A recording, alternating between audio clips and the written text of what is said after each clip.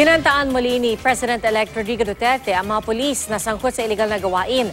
Tatlong umunoy tiwalay opisyal ng PNP ang papangalanan niya kung hindi sila kusang magbibitiw sa pwesto. Nakatutok si Cedric Castillo. Corruption must stop.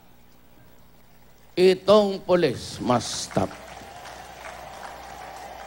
And I will have to ask about 3 generals John Sacrame to resign. And do not wait for me to name you in public because I will only humiliate you. Ito ang banta ni President-elect Rodrigo Duterte sa harap ng 100,000 mga taga-suporta na dumalo sa Thanksgiving party sa Davao City kagabi. Ayon kay Duterte, tila gamay na ng ilang pulis kung paano makalulusot sa batas. Tago lang sila, pulis. Maya, pag matagal na, about 2 years, 3 years, magpunta na kaagad yan doon sa judge, may abogado na. Kung titignan niya na wala na yung mga witnesses, patay na o matanda na. Inanunsyo rin niyang tataasan ang pabuya sa makakahuli o makakapatay sa mga drug lord. Pagka drug lord, nag-announce na ako, 5 million.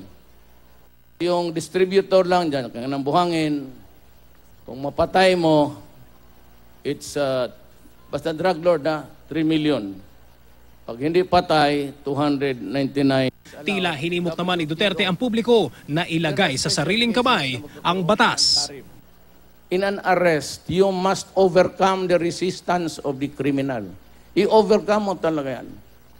And if he fights, and he fights to death, you can kill him. Bukod sa issue ng krimen, iligal na droga at korupsyon, hindi rin nakaligtas sa talumpati ni Duterte ang hanay ng media. Inamin niya na iniutos niyang hindi makalapit ang media sa stage ng Thanksgiving party kasunod ng panawagang boycott ng international group na Reporters Without Borders. Ingon man gud ning mga taga Manila, mo bitaw sila nga daw kapapahawa. Hao da. Hadlok-hadlok ko nilag boycott.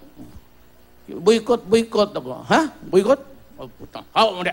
Sige, boycott mo. Huwag sila kailan ako. Mula rito sa Davao City, Cedric Castillo, Nakatutok, 24 Oras.